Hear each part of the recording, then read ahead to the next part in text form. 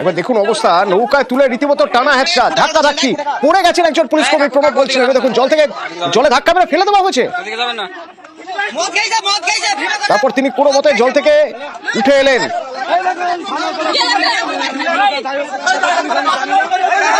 দেখো, দমকল থানার পুলিশ আজকে তোমার একটি জোয়ার আসর বসেছে বলে কিন্তু তারা যায় এবং ভৈরব নদী, জলঙ্গি ভৈরব নদীর একবারে নদী আসছে তোমার নওদা থানার সীমান্ত এবং দমকল থানার সীমান্ত এলাকাতে পুরোপুরি নদীর ধারের মধ্যে জোয়ার আসর বসেছিল। সেই খবর পেয়েই কিন্তু দমকল থানার পুলিশ যায়। তারপর পুলিশ কিন্তু তাড়া করে।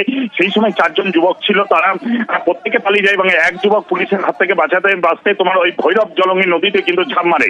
তারপরে সে তাকে নিখোঁজ হয়ে যায়। তখনই কিন্তু উত্তেজিত জনতা তখন ওই পুলিশ কর্মীকে জলের মধ্যেও কিন্তু ফেলে দেয় এবং টানা হিচড়া করে এবং পুলিশকে বেশ কিছুক্ষণ ধরে আটকে রাখে।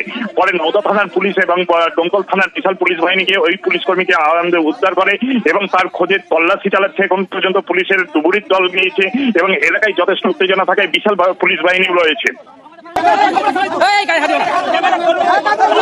এখন পড়ে গেছে, তারপরেও পুলিশ কর্মীকে নিয়ে টানা হেঁচড়া চলছে।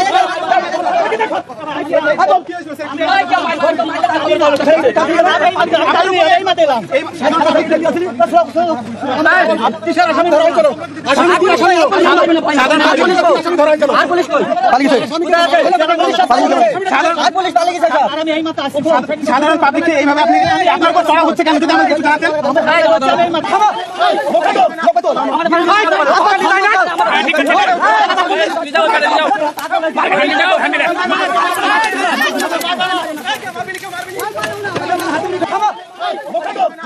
প্রণব রয়েছেন আমার সঙ্গে দমকল থেকে। প্রণব, প্রাণ বাঁচাতে কাকুতি মিনতি করছেন ওই পুলিশ কর্মী, তাকে নৌকায় তুলে রীতিমতো ধাক্কা ধাক্কি হচ্ছে কেন?